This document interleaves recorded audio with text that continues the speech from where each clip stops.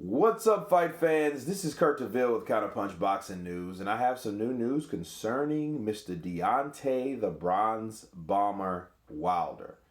You know, Deontay had his last interview, or his latest interview, and of course, he gets asked about a lot of questions. He got asked about, the Super Bowl, which he's going for the Patriots. He was asked about the Fury fight, and he felt, of course, he rehashed on his concerns about the referee and the long count, because he stated that Jack Reese, he's seen him in a fight after that, and he waved it off at 9 and was like, okay, well, what happened to my fight?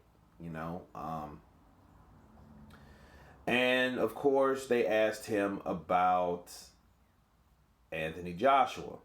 Well, he said, well, they know what we want. They know what we want. He wants 50-50 all the way down the middle. And he said that for the longest time, as we know, they tried to get this fight made. He said about 4 months. He didn't say it in this particular interview, but that's the time frame that he stated, about 4 months, that they waited. He said sometimes they didn't get sleep, wondering, worrying about that. About, what the verdict would be. They offered him $50 million. And then he said, no, I was just playing. And he was like, well, you don't play with me. You don't play with my emotions. He sounds like Big Worm from Friday. Playing with my money, it's like playing with my emotions, And that's what it reminded me of. But then he said he offered the $15 million, or he offered to accept the $15 million flat, and they moved the goalpost. They said the fight wasn't available in September, and then after that they said they were finished with it. So, and this is what he explained to the interviewer. And, there is a lot of holes in that. Because basically he discussed the $50 million, then the $15 million. The $50 million that Anthony Joshua said he wanted, and then they offered him, and then he said he was just playing, right? According to Deontay Wilder. Then you had the $15 million that Deontay Wilder said that he accepted, but then they said they didn't have a date for the date that Deontay Wilder wanted, which was in September. Okay. We know what happened with the $50 million. If you don't know, $50 million was coming from different sources besides Deontay Wilder. Deontay Wilder sent an email to Eddie Hearn and told Eddie Hearn, hey, I have $50 million for Anthony Joshua to fight him. Okay. Eddie Hearn responded, as well as Anthony Joshua. Eddie Hearn, responded, yes, we're interested. Let's meet. Okay. Now, the reply back, I don't know if that was replied back from Deontay Wilder or Shelly Finkel. Shelly Finkel stated, no, you have to agree, and you only have 24 hours or 48 hours to agree that you will fight for the $50 million. So they refused to set down, first of all. So that was real kind of shady. And it wasn't kind of shady, it was real shady. If you have $50 million to offer a fighter for a guarantee, why would you put a 24-hour or 48-hour hold or time limit on it? That's what struck me as odd. That's what left suspicion, or led to suspicion, that the money didn't exist. And if it did, why are we so quick to say yay or nay if you don't want to sit down with us if you were serious about making a fight? That was the thing about the $50 million. Come to find out, what we've learned from now to this point, Lou DiBella, Frank Warren, everyone signed off that Frank Warren was the one that was backing the $50 million. It was for a 2-fight deal. One was for 50, the other one was for 30 if Joshua lost or whatnot. But then Joshua is signed with another promotional company, which they weren't trying to give up that particular they're not trying to sign off rights to accept $50 million from the opposite or competitive side or the competitive promotional company, you know. So Ludabella, you know, he pretty much signed off on it. So we found out Steven Espinosa from Showtime was lying about the whole thing because he said it had nothing to do with Frank Warren. Frank Warren said, yes, it did. Ludabella said, yes, it did. So, you know, those guys got to get their lies straight over there. You know what I mean? And that's weird. And that was a weird situation. Okay, well, the $15 million that Deontay said that he agreed to, Shelly Finkel said they didn't agree to. But he said on camera that, yeah, we did agree to terms to take the $15 million. Okay? So, Deontay in this interview stated that when they did send emails, it would take sometimes 2 to 3 days for him to respond. Well, that's easy to understand. If you're sending emails and said you respond or you accepted terms, and then 2 or 3 days later, and then you turn around and say you don't accept the terms, that could take another 2 or 3 days. So I think a lot of that was lost in translation instead of people just picking up the phone and saying, hey, let's meet. Let's get to one particular location, either New York or London, you know, and try to sit down and make the fight. That wasn't happening. And it wasn't, the reason it wasn't happening was because of AJ's side or Eddie Hearn's side. It was because of Shelly Finkel, you know, because they decided to go elsewhere. So they changed the game with Fury. Fury was the savior for them, because if it wasn't no Fury, they had to fight either Dillian White, which they froze out, or Dominique Breazeale, which was the mandatory. So that's the only thing they had in the bag. But like Deontay Wilder said, he said, well, we showed them that they're not the only person. They're not the only important people in the heavyweight division. He stated that his legacy doesn't evolve around Anthony Joshua, which, let me counterpunch that, I agree on. Deontay Wilder's career never really had anything to do with Anthony Joshua. Okay? He apparently didn't need Anthony Joshua for all the years he's been fighting. So I don't know why he would say that, but then I think it just like buries a wedge between them two fighting. You know, if you look at a fight and you look at a fighter and it gets so harder on one side to get fights done. You see a side, if you look at both sides of the equation, you see Joshua's side, they're sending offers. Because that wasn't the last offer after the $15 million. Those offers got better. It just, Wilder's team wasn't receptive of those offers. They didn't give a shit about those offers at that point.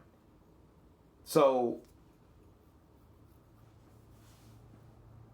now that we know that the offers were actually sent and it just wasn't Eddie Hearn saying that, who are we going to really believe really wanted that fight? You know what I'm saying? I mean, that's just, that you got to call it how you see it. You know? Now you're like, oh, well, we're going to freeze you out, or we're going to fight Fury, you know, again, and, you know, and it's like, okay, well, damn.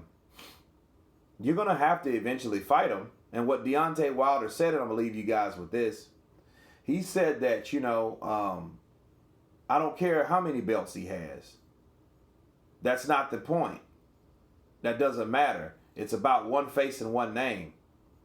Well, if it's about one face, one name, you know that's the person that has all the belts in the heavyweight division. That's about being undisputed. Undisputed means one face, one name. So I don't know if he understands clearly what the hell he just said in the interview. But I want you guys to check out that interview and gather what he was saying. But the way he was saying it is like, well, it don't matter how many belts he has. It has to be 50-50. Now, like I've said before, If Deontay Wilder was in the position of Anthony Joshua, he would have done the same shit. There wouldn't have been no 50-50, because if you look at the ego of Deontay Wilder right now, he's going into his second pay-per-view, and his shit does it all. His shit don't stink at all. He could leave the door wide open taking a dump, and you shouldn't smell a thing, okay? Because it's like, okay, you got one belt, and you're acting that way. Imagine if you had 3. You know what I mean? You'd probably be worse than Anthony Joshua. You'd probably be like, you know what? No, I'm going to give you 20%. And then compared to my 80, because I think your belt is worth 20%. And I got the other 80 because I got all the belts. I did all the risk. You didn't do anything. You know? You've been fighting longer than I have. I've been fighting for 5 years. You ain't been fighting for... come on now. You ain't been fighting for 5 years. You've been fighting for 10. If Anthony Joshua been fighting for 10 years with one belt, what do you think Deontay Wilder, how they would approach that? They would laugh in Anthony Joshua's face.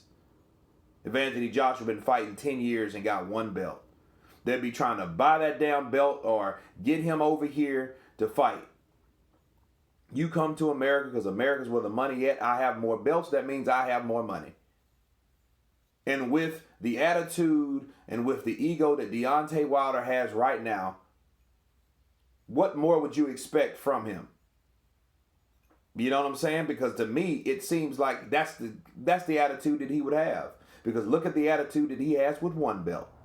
He's already acting like, you know what, are we still on top? You know, America has a lot to compete with American boxing. No, American boxing died a long time ago. And then the only thing we had Charles Martin, we have you, we have Jarrell Big Baby Miller. Everybody else then got knocked out or beat. You know what I mean? And what's sad about it is we got a guy that, hey, he can hit hard. He has a lot of knockouts, but he's technically not sound. He's really not skilled. He has heart, he has speed, he has power, but he doesn't respect the skill of the sweet science of the sport of boxing. And this is what we have as a representation of the American champ. So, and a person that's stating, hey, I mean, making it more harder for a fight or a mega fight to happen, and you're fighting a guy with a damn imaginary belt, Tyson Fury. That's what we have. Then you're doing it again because you felt, oh, the fight was spectacular the first time. What made it spectacular? It wasn't you. You didn't make it spectacular. You hit him 2 good damn times. And then luckily those 2 good damn times knocked him down. Okay, and that gives you an argument, and your fans are going to ride with you. You know, but he has risen his profile. So 50-50, no, I don't think that should be an option. You know, I don't care if you fight Fury 3 times. That don't mean that because what has Fury done? Let's look at Fury. He beat Klitschko. He's the man that beat the man, but what has he done since then besides drawed with Wilder? Come on now. Let's think about it. He didn't defend any of those belts when he got them from Klitschko, did he? No. Klitschko wanted his damn belts back, and he ran into all types of other damn problems. But one thing he didn't do, he didn't defend the belt, and he didn't give Klitschko a rematch. That's a fact. Okay? So when we look at both of these guys, they call it, like Lennox Lewis calls them, the big 3. They're self-proclaimed. Wilder's self-proclaimed. Fury's self-proclaimed. Fury did something that Deontay Wilder wasn't able to do, is fight and beat Klitschko. But that's it. Right? He really beat Deontay Wilder. You know what I mean? But officially, no, he didn't. They ruled it a draw. What did Deontay do? He beat a guy that nobody else wanted to fight. Okay? You know, and drawed with the guy that beat the guy. But that's it. There was no unification of any of these guys. You know, Fury comes closer to being a unified champion, but the last lineal was Lennox Lewis. Let's be real. You know, and Lennox Lewis retired a long time ago. So what else do we have? Meanwhile, you got this guy way over here is collecting belts. You know what I mean? Knocking guys out, beating guys, decisioning guys. You know what I mean? 3 separate fights, getting 3 separate belts. So, yeah, he's a unified champion. Okay. That's what we have. So Deontay Wilder and Anthony Joshua, to conclude with this, guys, that fight ain't going to happen. And it's going to take some humbleness before that fight happens, but it's not going to be as big as people think it's going to be if one of these clowns get beat. Okay? One of these guys get beat in the ring, that's what's going to pull a halt to the fight. You know what I mean? Unless someone gets beat, then they redeem themselves and come back to the sport of boxing. And that could happen. I mean, Fury could go in there and outbox Deontay. You know, he's thin as shit now, so he's probably quick as ever. He's quick as paper. You know, he's light as a feather by now. The only problem is he gets hit, it'll probably the impact.